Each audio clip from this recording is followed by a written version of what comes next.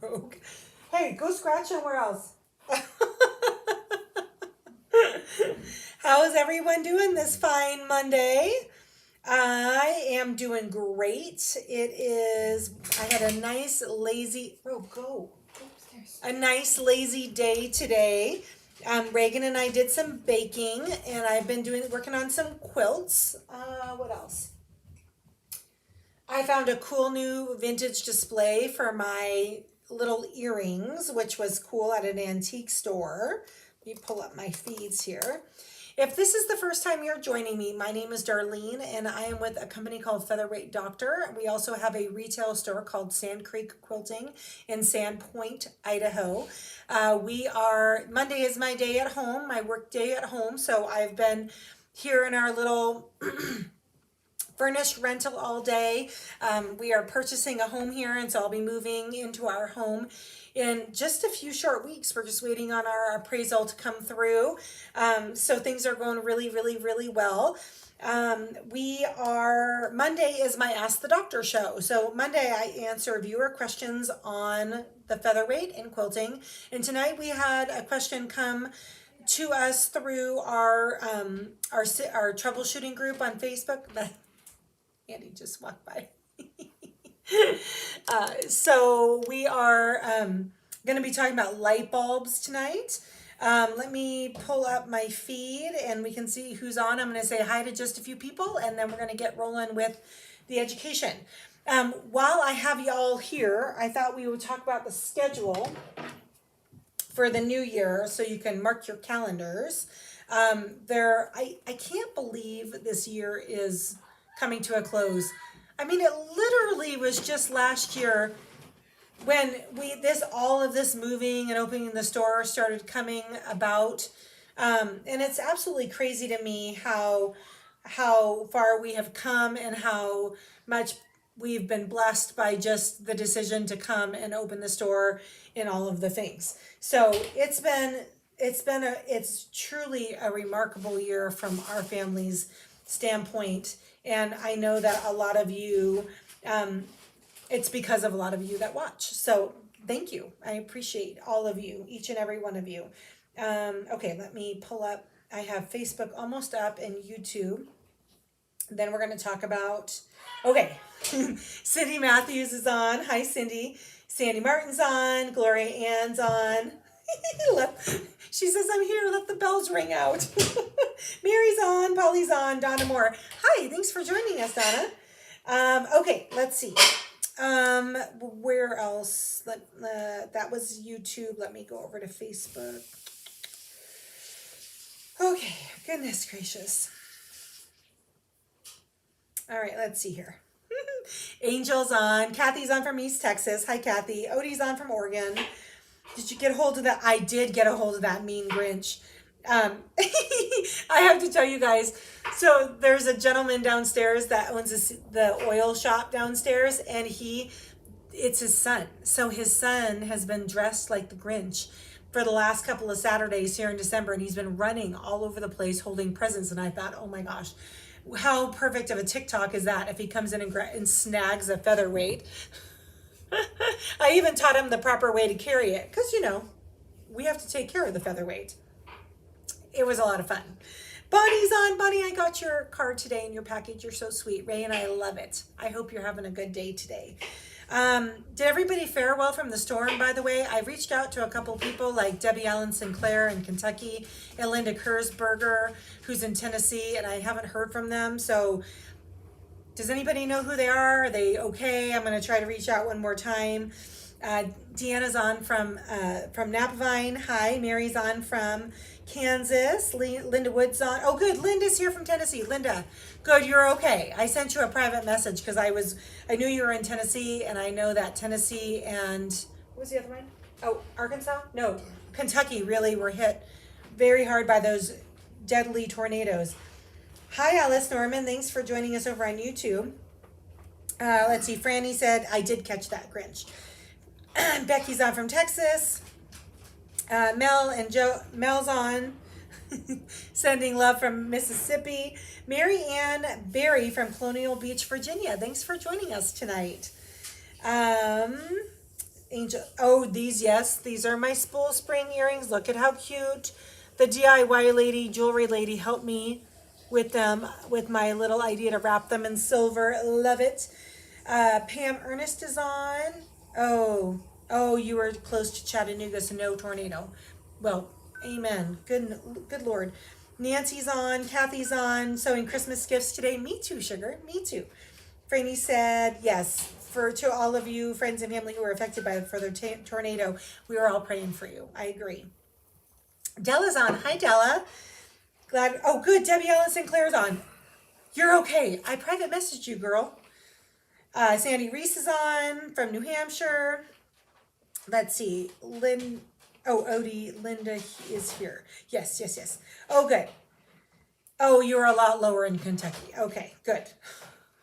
And Mr. Rowe keeps walking through. He is a bit of a voyeur. He likes to, or paparazzi. Voyeur is something totally different. I apologize. I know. I'm so happy that everyone is accounted for.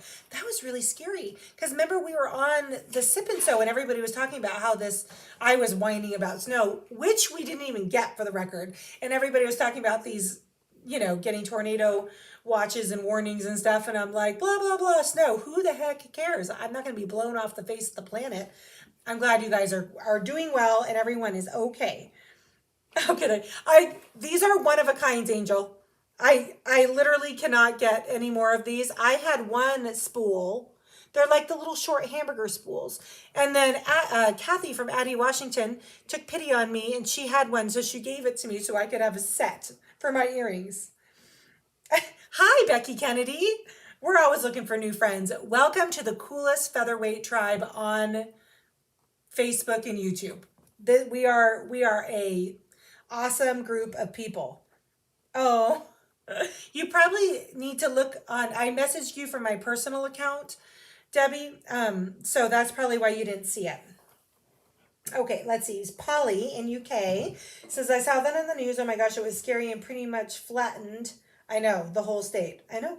I just hope people made it through. Bless them. Yeah, it was one of the deadliest tornadoes in a long time. There were, how many lives lost? 70, 75? It's awful. I mean, it really is awful. Okay, let's see. Sandy concurs. We are a very cool tribe. All right, so tonight, hi, Jocelyn Morris from Ontario. Thanks for joining us. So tonight, I thought we would talk about light bulbs in the featherweight because there was a gal out on one of my Facebook groups. I think the one that I moderate. Oh, Becky's a friend of yours. Oh, Mel. So Becky, Mel and Joe. Aren't they amazing? They are amazing. You guys are so cute. Okay, let's talk about light bulbs. Her deal was, let me put down my laptop for a second. So I have Mary with me. She still needs a home. I have Mary with me tonight, and we are going to talk about light bulbs specifically because they're not all LED light bulbs. I'm doing this backwards and in my left hand. Okay. Not all LED light bulbs are created equal. So these are the Featherweight Doctor light bulbs. And notice that there's no flange here around the base of the metal ring. So what happens is people go to plug this in, not our bulbs, but other people's bulbs, and they won't come on or they flicker and they think something is wrong with the machine. It's actually not the machine, it's the light bulb. Because ours are made specifically sourced without the flange, they are a universal featherweight. And the reason why you want a universal featherweight bulb is because there were 3 factories that these machines were made in: Canada, UK, and here in America. And the sockets that they used in the UK machines were actually deeper than the ones that they used at the US plant. So if you are trying to push this into the socket and there's a flange here on the metal at the end of the metal thing, it actually won't seat deep enough to make contacts at the back of the bulb. So another thing that could be causing a flickering light bulb is that the contacts in the lamp assembly, which is right here, could be dirty. Because let's face it, these are super old machines. The one sitting in my lap is almost 90 years old. She is the second production run ever for Featherweights. She is, shameless plug, looking for a new home for Christmas. But if those contacts are dirty, it doesn't matter if the bulb is inserted properly, if the contacts are making contact with the pins, but they're covered in icky grime, then it doesn't matter. Another thing that some people need to do is, if you have a handy husband or maybe you're a handy gal, sometimes these contacts need to be built up a little bit with solder, you know, like when you're soldering like two wires together or whatever. Sometimes you need to build these up in order to make a nice solid contact. So if the bulb comes on but it's kind of flickery, then that might just be that you need a little bit of solder to build the contacts up to be able to make a solid connection. Oh, Peggy's on from Iowa. Hi, Peggy. Sorry. Let's see here. Oh, thanks, Sandy. She said best bulbs for sure. I have one of yours and they're great. I know. So I use my bulbs so much that I get about a year out of them. And then what's cool about the LED bulbs too is when I know it's time to replace the bulb, when it's not as bright as it once was, it just starts getting dimmer and dimmer and dimmer. And then I know that it's time to replace it. But I haven't had one just like pop like an incandescent. So they are pretty awesome actually. And they're nice and rubbery, so they're easy to hold. Polly says, I had to order a box of the phalange list. Yes. Find someone in the UK was difficult, so at least you're stocked up. Good. So you had to buy a whole box, not a single bulb. I'd say you're probably pretty good there, Miss Polly. So anyway, that's the deal with this. Now, this lady who was on the Facebook group was probably saying, it also could be her socket. So let's talk about the sockets for a second. So the sockets on here are plastic. They were from factory.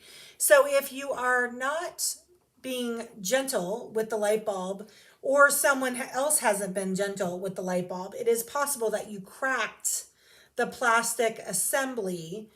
And it's not a big deal. They're easy to rewire yourself or send it to a professional. My father-in-law, my awesome father-in-law who lives in Phoenix, does electrical work for us, and have a new light bulb socket rewired.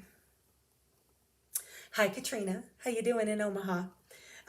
So anyway, so if you did crack it so that it doesn't grab the little pins, see how there's little pins there?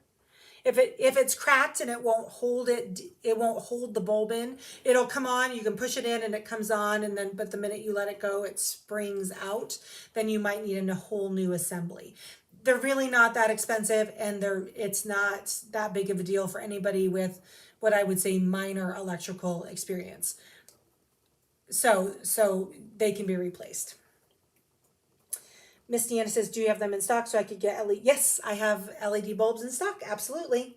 This is a good week to put in your Christmas orders, just because things shouldn't have any trouble getting out to you. Yeah, no problem. All right, so that is all I had for light bulbs. We recently talked about the sockets in terms of the inside of the machine, because Sorry, could you say that? Good Lord. Because someone was having a concern about the fact that there was a lot of lead oxidation on her wires and whether she had to replace them. If your light bulb is acting fine and the light's coming on fine without trouble, then you don't really need to replace the socket just for the heck of replacing it to get rid of the lead. It's not enough lead to be poisonous in terms of inhaling it in the air. Obviously, if you're touching it, if you're cleaning it, you need to wash your hands with cold water, not warm water. I found that out when I was in Omaha last. Oh, what does Franny say? I'm so excited to see what you've done to my Sarah. Franny says, wanted to ask about normal tension setting for the machine. Oh, so if your machine, Franny, is calibrated properly, if your upper tension assembly is calibrated properly, then your tension should sit around 3 or 4 for cotton sewing, cotton thread sewing. So I like Aurifil. I use Aurifil all the time. My machines are tensioned properly, and my setting is around 3 or 4. Now, if you go to free motion mode and you install the darning foot and cover your feed dogs, it's not uncommon to have to up your tension setting to 6 or 7, but only in free motion mode. If you're in straight stitch mode with your regular presser foot or your walking foot, you should be sitting at a 3 or a 4. Hi, Jake Anderson. Is Francis around? Hi, Francis. Miss Darlene misses you. Let's see here. Hi, Judy from Kansas. Thanks for joining us. Did you say? Oh, yes, I did put classes on the website, Odie. I did. There is a virtual spa day up for, I think it's January. Hold on, I'll tell you.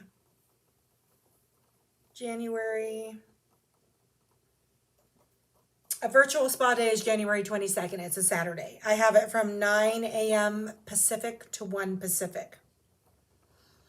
Are there any, so that's a Featherweight spa day class. It's a basic maintenance class on how to clean, lubricate your machines. Are there any other classes that you guys would like to see go virtual?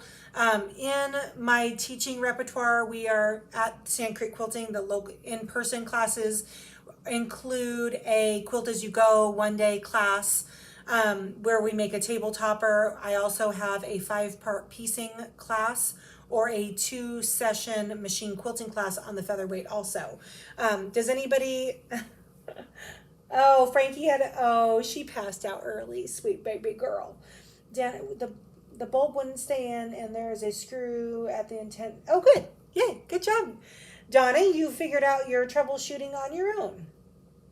Oh my gosh, Polly, I would love it if you joined me. That would be so much fun. Anyway, if there's anything else that you guys would like me to put on the calendar for the new year, let me know, because I'm very happy to do that. The spa days have been very popular. I only take 10 students because I want to make sure everybody gets a lot of extra attention. So just let me know. Let's see here. La la la la la la. You have a hard time calibrating. Oh, her machine is Sarah. Okay. I'm like, who's Sarah? Okay. Bernadette. Hi, Bernadette in Canada. Why would one machine sew, hold on, faster than another?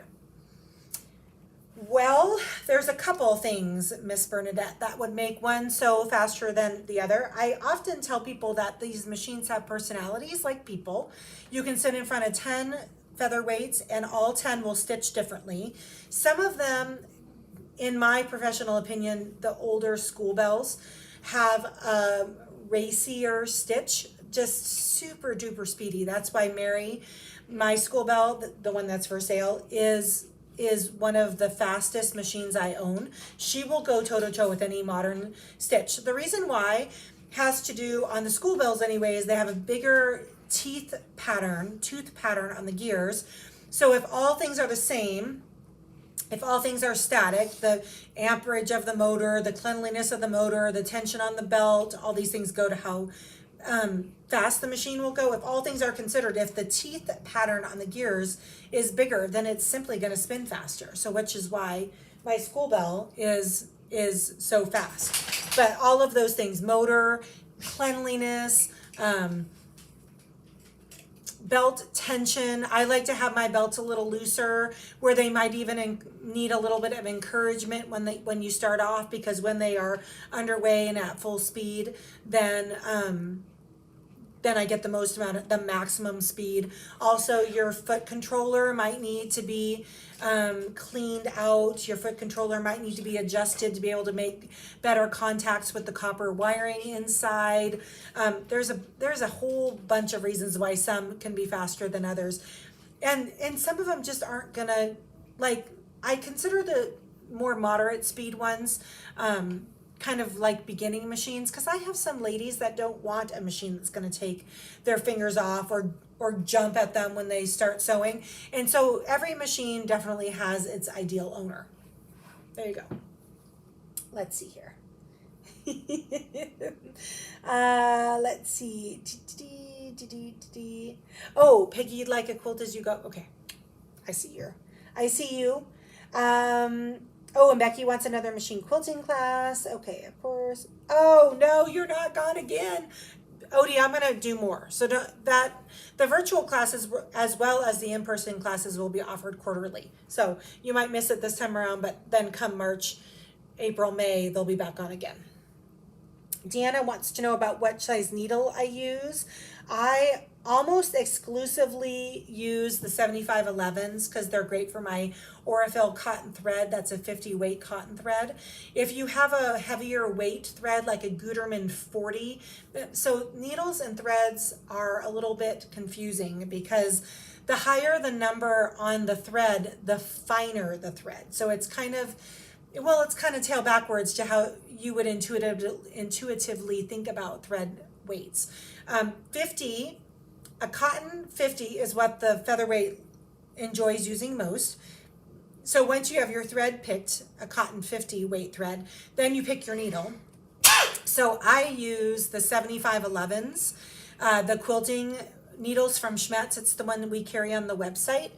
Those are the best needles to use, but you can also use an 8012 or a 9014 needle, but I almost exclusively use the Schmetz quilting needles, which are the ones with the pink backed lining behind them. Hi, Don Williams. Thanks for joining us tonight. Let's see, Donna Herzer. I've taken a class from Dave, I know, who recently passed. He was very helpful to take the class. Sure glad you are offering them. Absolutely. Mr. McCullum was our mentor. He was a legend, for lack of a better term, and I will always do what I can to carry on his legacy, for sure. Pet that dog. Hi, Peggy Morrison. No Band-Aids today. I almost had one because I have a pretty nasty hangnail on there. I am coming back to Omaha, Miss Peggy. I think my dates in Omaha are in June. Let me go there, June. Can't believe I'm booking stuff in 2022. It's crazy. So Omaha event is going to be June 10th, 11th, and 12th. I don't know what I'm teaching yet. It actually, we had talked about doing the Quilt As You Go seminar, Miss Peggy, so you might hold on until I'm actually in your neighborhood. I also, for those of you in the Arizona area, will be back in Phoenix, February. I can't remember the dates. It was early in February.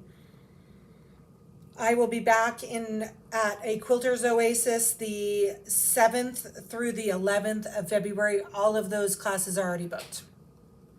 You might be able to get on a wait list, and I am letting wait list people come because inevitably someone doesn't show up. So there you go. Oh, so I do have, Odie asked, hold on. I would like to know how much Mary is. I'm selling Mary for $18.95. She is complete. She has her era specific. I just did a Reagan green box. She is spectacular. So whoever gets this machine is going to fall in love. She is my favorite sewer. I'm only selling her because I have another school bell that Andy's painting green for me, and I don't need 2 school bells. Okay. Oh, Mary, your new addiction is fabric. Odie, I use the quilting needles. I am carrying the Microtex needles also because my buddy Becky in Kennydale asked me to carry those because she uses them. But I haven't tried a Microtex in the Featherweight. I imagine it's totally fine. Microtex sharp needles are for using on like stretchy Lycra fabric. Polly says my friend's Featherweight is a slower one compared to my Valentino, but it suits her sewing style. Yes, which is I surprised how fast my 222, both 222 and Valentine are from 1955. My 222 also will take your fingers off. But I have not, to be perfectly honest with you, I have not sat in front of a 222 that does not practically take your fingers off. They're just fast stitchers.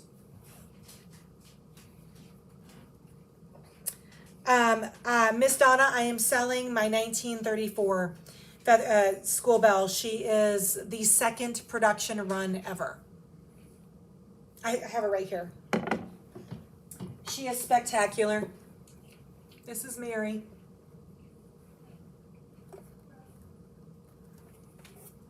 She has been my sidekick since these shows began. It's like how do I start this? So Morticia is also up there for me. If the shop was on fire and I could grab two machines, it would have been my School Bell and Morticia, for sure. Most favorite machines to sew with. Morticia is just wicked quiet, like just whisper quiet. But Mary is definitely the fastest machine that I have, other than the 222, for sure. It is my 222 that runs a little, oh, your 222 runs a little slower? I bet you could adjust the belt, because those just scream. They really do.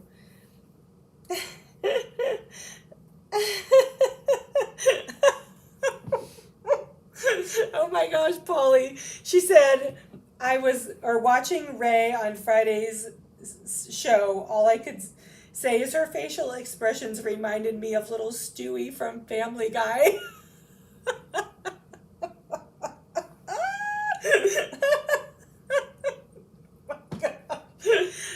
For sure. She was having fun. Oh gosh, thank you for bringing that up.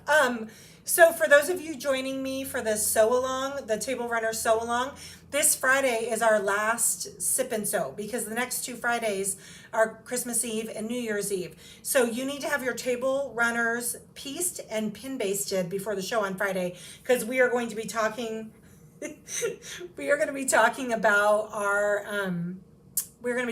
finishing techniques. So for those of you doing the sew along, finish up your table runner this week, and then we're going to be having it pin basted and ready to talk about quilting techniques. You guys, I have to tell you, everybody loves that I call my black side Morticia, but I just heard this last week from my buddy in Napa Vine, Deanna, who just picked up a black side, what her black side's name is. It's so perfect. She's calling her Cruella.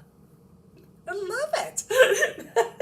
That is spectacular, Deanna. Love, love, love. All right, friends. Oh, your fastest machine's at 45. Is your 45? That's cool. Oh, and your 222 is at 55. I don't know what year my 222 is. I actually haven't looked it up. You'd think I'd have that memorized. You'd think. All right, so I'm not sure what we're talking about on Wednesday yet. I don't. There is one of two guests for the 22nd, a week from Friday. It just kind of depends on how everything shakes out that day. I had another one of the vendors at the little mall that my shop is in scheduled for Wednesday, and then she couldn't do it. She had to bail.